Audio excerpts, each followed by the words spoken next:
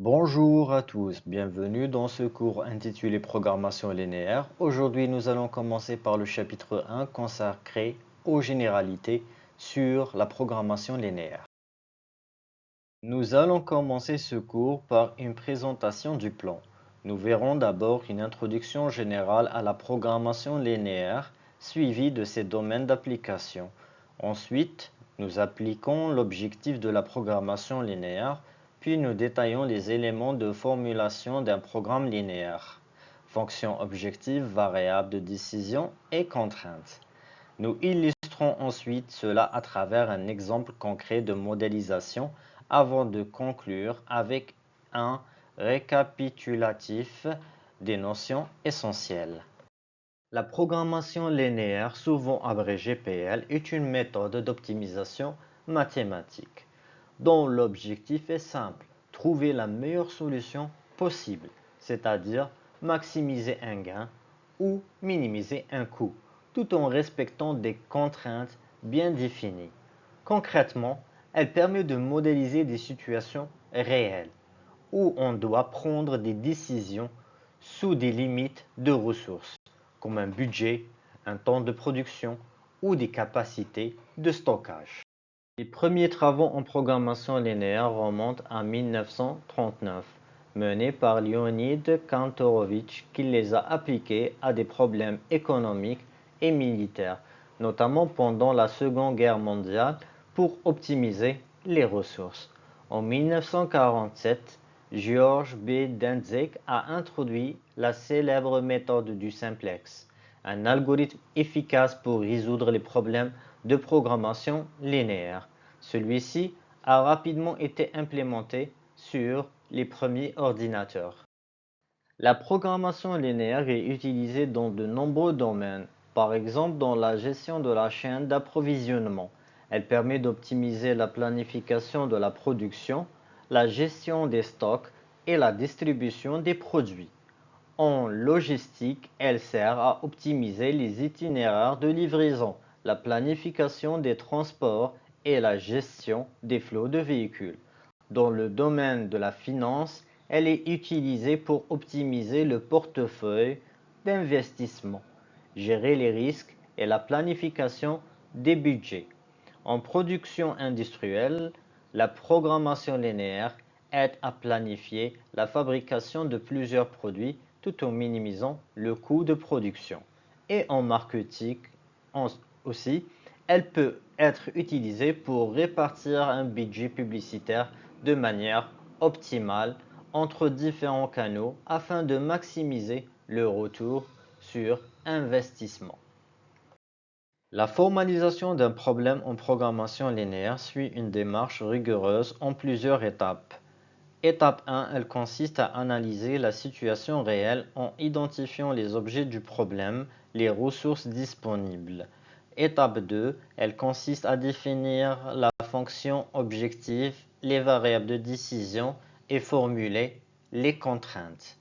On traduit les limitations du problème sous forme d'expressions linéaires. Chaque contrainte met en relation les variables de décision avec les ressources disponibles.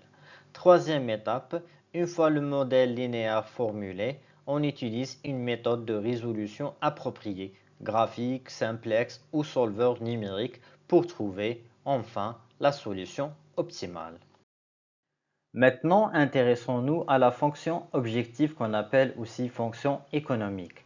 C'est elle qu'on cherche à optimiser, c'est-à-dire à maximiser comme un profit, une production, soit à minimiser comme un coût ou un temps.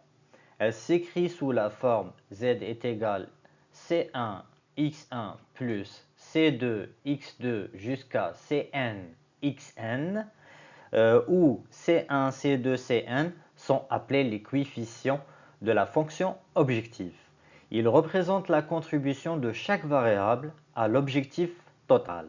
Par exemple, si x1 est la quantité d'un produit et C1 son gain unitaire, alors le produit de C1 x1 représente le gain total généré par ce produit.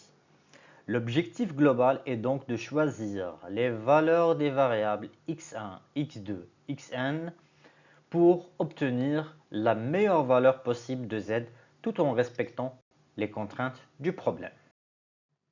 La fonction objective est toujours soumise à des contraintes qui sont exprimées sous forme d'équations ou d'inéquations linéaires. Ces contraintes traduisent la limitation réelle du problème comme la disponibilité en ressources, le temps ou la capacité de production. Dans chaque contrainte, le coefficient a, i, g représente l'impact de chaque variable sur la contrainte. Les x, y, g sont les variables de décision, c'est-à-dire la quantité qu'on cherche à déterminer. L'ensemble de ces contraintes définit ce qu'on appelle la région faisable, c'est-à-dire l'ensemble des solutions admissibles pour le problème. Exemple de modélisation d'un problème concret, soit un agriculteur qui possède des terres de superficie égales à H, dans lesquelles il peut planter du blé et du maïs. Cet agriculteur possède une quantité d'engrais E et d'insecticides I.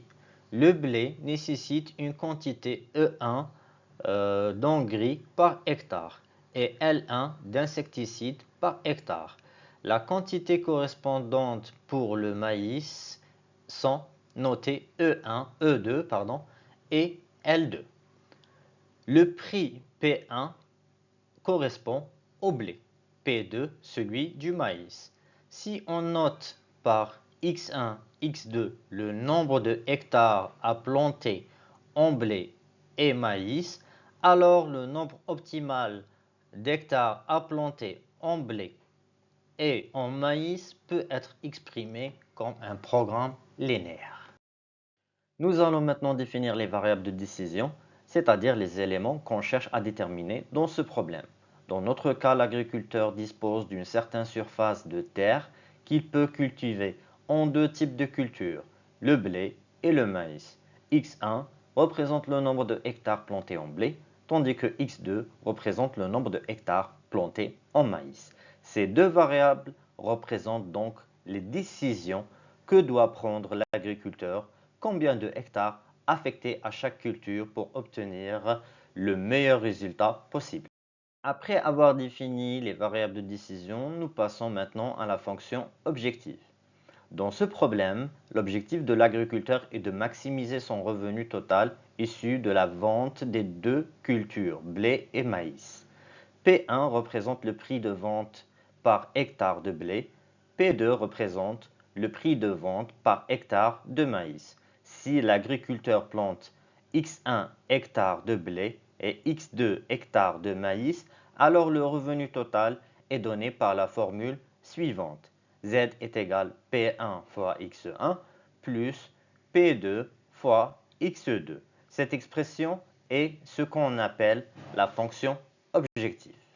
Voilà le programme linéaire qui va permettre de résoudre la problématique de l'agriculteur. La première ligne, elle correspond à la fonction objectif dans laquelle on cherche à maximiser le profit. Les restes des lignes, elles correspondent aux contraintes. La deuxième ligne, c'est la contrainte de limitation du nombre total de hectares. La troisième ligne, elle borne la quantité d'engrais. La quatrième ligne, elle borne la quantité d'insecticides. Et pour la dernière ligne, on ne peut pas planter un nombre négatif de hectares.